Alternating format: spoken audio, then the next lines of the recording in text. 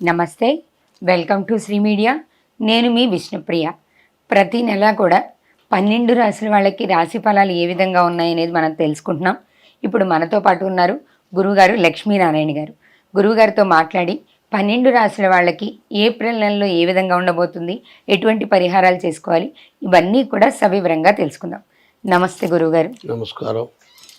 ఎప్పట్లానే మనం ఈ నెల కూడా ఏప్రిల్ నెల రాశి ఫలాలు చెప్పుకుందాం గురువుగారు.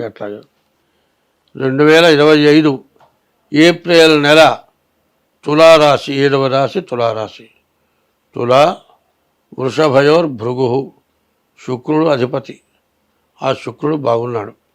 అయితే 6ంట శని బాగున్నాడు గోచారరీత్యా కూడా. అయితే గురువు అష్టమంలో ఉన్నాడు.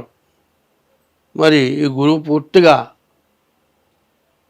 శని ఎంత చెడు చేస్తాడు, గురువు కూడా అంతే చెడు చేస్తాడు. ఈ గురువు కూడా అతిచార మీద ముందుకి మిథున రాశిలో రాబోతున్నాడు. చివరి టైంలో ఎట్లా ఉంటుందంటే, శత్రువైన వాడు ఏం చేస్తాడంటే కాపలా కాస్తూ ఉంటాడు. కాపలా కాసి కాసి కాసి ఏం చేస్తాడంటే ఎండాకాలంట బీదతనం కోరుతుందిట. తాటాకులు ఇంట్లో ఉండాలనుకుంటారట, కుండలు నీళ్ళు తాగాలనుకుంటారట. ఎంతలా బిల్డింగ్ ఉన్నా తాటాకులు ఇంట్లో పోతే అబ్బా ఎంత హాయిగా ఉందా, ఇక్కడున్నా ఈ పని ఎండ పోయిందాక ఇక్కడే ఉందాం అనిపిస్తుంది. అట్లాంటి వాడిని ఆ గురువు బాగుండకపోవటం చేత చిన్న అగ్గిపుల్లు వేసేస్తాడు, మొత్తం ఇల్లు మొత్తం పోతుంది. కాబట్టి అట్లాంటి చెడు టైం కొంత ఉన్నది. దీని నుంచి బయటపడాలి అంటే బుధుడు, మరి కన్యా మిథునాలకి బుధుడు అధిపతి. అటువంటి బుధుడు 8 కూడా మంచి లాభం చూపించే లక్షణంలో ఉన్నాడు. అటువంటి బుధుడు శుక్రుడి వల్ల మంచి లాభదాయకమైన సమయం. ఈ సమయాన్ని ఉపయోగించుకోవాలి.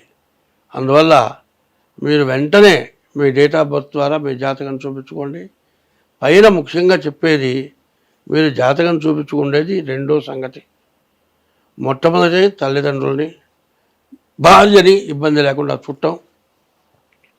మూడోది ఇష్టదైవాన్ని పూజించడం, ఎటువంటి పాప పనులు చేయకుండా ఉండటం.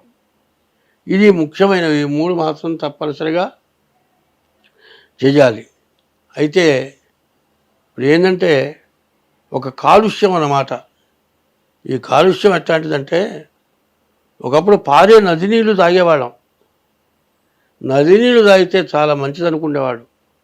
ఒకప్పుడు గోదావరి జిల్లాలో గోదావరి నది నీళ్ళు పట్టుకొచ్చి ఆవకాయ పెట్టేవాళ్ళు. సంవత్సరం దాకా ఆవకాయ చెడిపోయేది కాదు. ఇవాళ నదులు కూడా కాలుష్యం అయిపోయినాయి.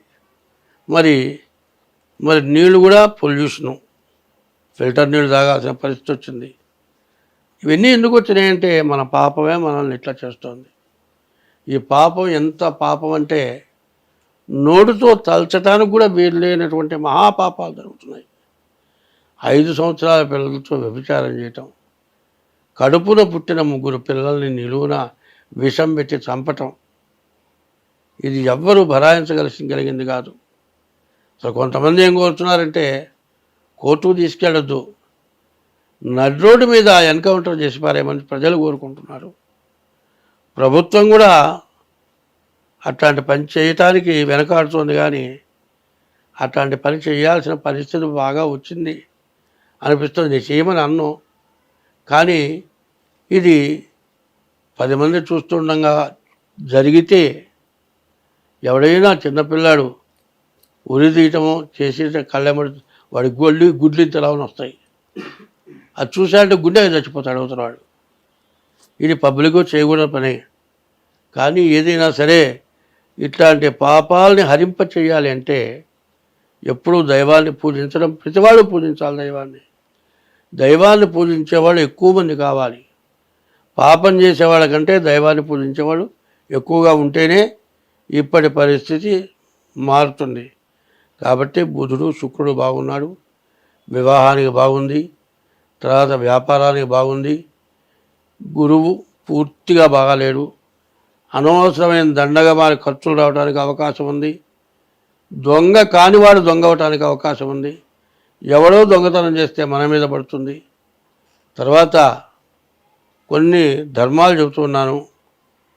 మరి పద్మిని జాతి స్త్రీ ఏమన్నా తలకాయ ఉంచుకొని వెళ్ళిపోతుందిట. మరి శంకరి జాతి స్త్రీ ఆ మనిషి మొహం చూడంగానే ఏ ఇంద్రియాలను చూస్తున్నామని తంతున్నది. మరి పద్మిని జాతి స్త్రీ ఏమన్నా పట్టించుకోరు. మరి మహాతల్లికి నీచ తల్లికి ఉండేటువంటి స్వభావాలు ఈ విధంగా ఉంటాయని తెలుసుకోవాలి. కాబట్టి ఈ అష్టమ శని, అష్టమ గురువు బ్రాహ్మడు ఎంతో మంచి చెప్పేవాడు. అటువంటి గురువుకి ప్రాణకంటకమైన టైం అంటే ఎటువంటి దుర్మార్గుల వల్ల ఎటువంటి సమస్యలు వస్తాయో తెలియదు. కాబట్టి ఎంత జాగ్రత్త పడితే అంత మంచిది.